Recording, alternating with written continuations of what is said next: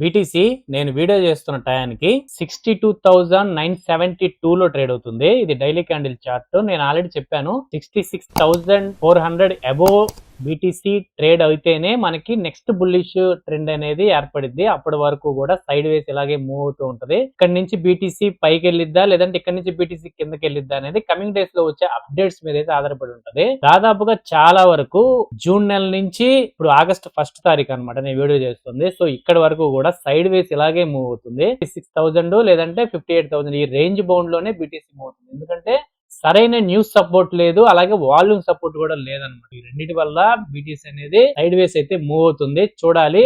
అతిపెద్ద అప్డేట్ అయితే ఉంది నెక్స్ట్ వీక్ ఆగస్ట్ లోనే. అది కూడా అదేంటంటే crypto act bill final stage కి అయితే వచ్చేసింది అనమాట. సో నెక్స్ట్ 6 డేస్ లోపు అంటే ఫ్రైడే రోజు లోపు గనక బిల్లు గనక పాస్ అవ్వకపోతే బీటీసీ అనేది ఇంకొక 6 months లేదంటే 4 months వరకు కూడా డౌన్ ట్రెండ్ లో ఉండడానికి, అదే విధంగా సైడ్ వేస్ వెళ్ళడానికి అయితే అవకాశం అయితే ఉంటది. బిల్లు కనుక పాస్ అయిందంటే ఖచ్చితంగా బీటీసీ అనేది మూవ్ అయితే అవుతది పైకి. సో చూద్దాం ఆ అప్డేట్స్ ఏంటి, వాటి గురించి కంప్లీట్ గా నేను మీకు ఈ వీడియోలో ఎక్స్ప్లెయిన్ చేస్తాను. ఇకపోతే జూలై నెలలో మనం 7.36% అయితే మనం గ్రీన్ లో అయితే ఎండ్ అయ్యాము.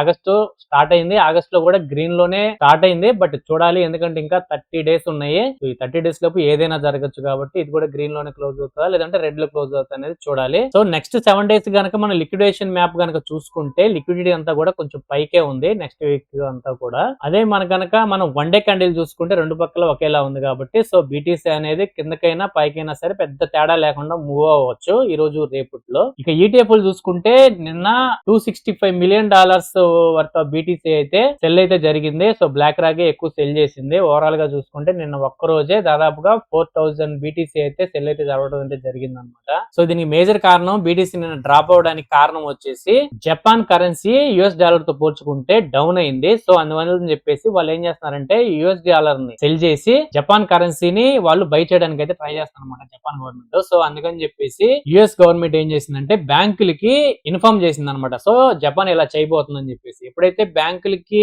ఈ న్యూస్ వచ్చిందో, ఈ న్యూస్ బయటకు రావడం వల్ల యుఎస్ మార్కెట్ కొంచెం కరెక్షన్ కి కిందకు వచ్చింది. అదే విధంగా దాంతో పాటుగా మన బిట్ కాయిన్ కూడా కరెక్షన్ కి కిందకు వచ్చింది అనమాట.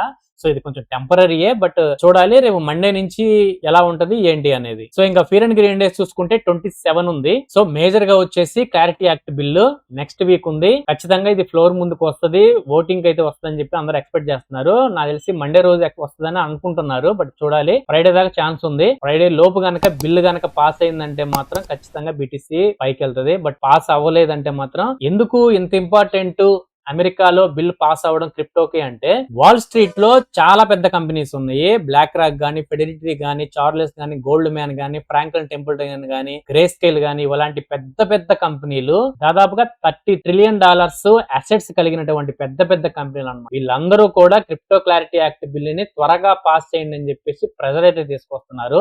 వరల్డ్ లోనే అతిపెద్ద కంపెనీలు క్రిప్టో యాక్ట్ బిల్ ని పాస్ చేయాలని కోరుకుంటున్నాయి. అదే విధంగా ప్రెసిడెంట్ గారు అయితేనేమి, వైట్ హౌస్ అయితేనేమి, క్రిప్టో ఇండస్ట్రీ మొత్తం కోరుకుంటుంది. ఎందుకంటే అమెరికాలో చాలా పెద్ద మొత్తంలో డబ్బులు ఉంటాయి. సో ఆ డబ్బులు అనేది ఇది లీగల్ అయినప్పుడు, క్రిప్టో ఇండస్ట్రీ అనేది లీగల్ అయినప్పుడు ఇన్ఫ్లోస్ పెరుగుతాయి. సో క్రిప్టో ఇండస్ట్రీ అనేది పెద్దదవుతుంది అని చెప్పేసి అందరూ కూడా ఎక్స్పెక్ట్ చేస్తున్నారు అనమాట. సో అంతగానే అంత ఇంపార్టెంట్ అమెరికాలో క్రిప్టో యాక్ట్ బిల్ అనేది పాస్ అవ్వడం అనేది. సో ఖచ్చితంగా అమెరికాలో క్రిప్టో యాక్ట్ బిల్ పాస్ అవ్వాలి. సో అమెరికా కనుక లీగల్ చేసిందంటే క్రిప్టో కరెన్సీని, టాప్ 10 క్రిప్టో కరెన్సీని లీగలైజ్ చేస్తుంది, మిగతా అన్ని కాదు. సో చూసుకోవాలి మనం దేంటి ఇన్వెస్ట్ చేయాలి ఏంటి అనేది. సో ఇథీరియం, సొలానా, రిపుల్ ఇలాంటి కాయిన్స్ ఉన్నాయి కదా, బ్లాక్ చైన్స్.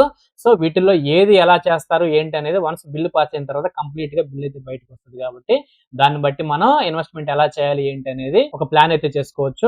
ప్రెసెంట్ అయితే మనకి క్రిప్టో యాక్ట్ బిల్ అనేది పాస్ అవ్వాలన్నమాట. చాలా చాలా ఇంపార్టెంట్ క్రిప్టో ఇండస్ట్రీకి. వరల్డ్ మొత్తం కూడా ఎదురు చూస్తుంది ఈ బిల్లు పాస్ అవుతుందా లేకపోతే పెండింగ్ పడుతుందా అని చెప్పేసి. సో ట్రంప్ గారు ప్రో క్రిప్టో అవటం వల్ల డెమోక్రాట్స్ అయితే ఒకటే చెప్తున్నారు, ఆల్రెడీ పదవిలో ఉన్న వాళ్ళు క్రిప్టోని ఇన్ఫ్లుయెన్స్ చేస్తారు. సో దానికి సంబంధించిన కఠినమైన నిబంధనలు తీసుకురావాలని చెప్పి డెమోక్రాట్స్ అయితే ఈ బిల్లుని పాస్ చేయకుండా పెండింగ్ అయితే పెడుతున్నారు. కాబట్టి దానికి తగ్గట్టుగా ట్రంప్ గారు ఈ శనివారం ఆదివారం ఏదో ఒక డెసిషన్ కనుక తీసుకుంటే మండే నుంచి కూడా బిల్లు పాస్ అవడానికి ఆశలు అయితే ఉంటాయి. బట్ చూడాలి నెక్స్ట్ వీక్ ఎంత వరకు బిల్ పాస్ అవడానికి అవకాశాలు ఉంటాయి ఏంటి అనేది.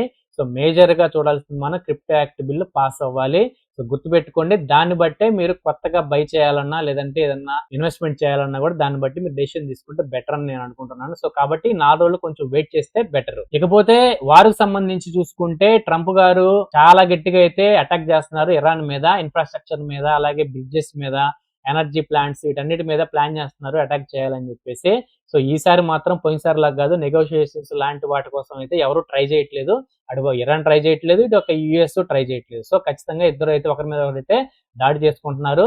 స్ట్రైట్ ఆఫ్ హార్ముజ్ మళ్ళీ క్లోజ్ అయినట్టే అనిపిస్తుంది కంప్లీట్ గా. చూడాలి రాను రోజుల్లో ఏం జరిగింది ఏంటనేది. మళ్ళీ ఆయిల్ ప్రైస్లు అయితే పెరుగుతున్నాయి. సో దీని ఇంపాక్ట్ మన క్రిప్టో ఇండస్ట్రీ కాదు, హోల్ అన్ని మార్కెట్ల మీద అయితే ఉంది. బట్ మనకి మేజర్ గా వచ్చేసి క్రిప్టో యాక్ట్ బిల్ పాస్ అవడం అనేది చాలా చాలా ఇంపార్టెంట్ ఈ వార్ టెన్షన్స్ తో పోల్చుకుంటే. సో ఫైనల్ గా ఇది ఫ్రెండ్స్ ఇప్పటి వరకు న్యూస్ అండ్ అప్డేట్స్ అయితే.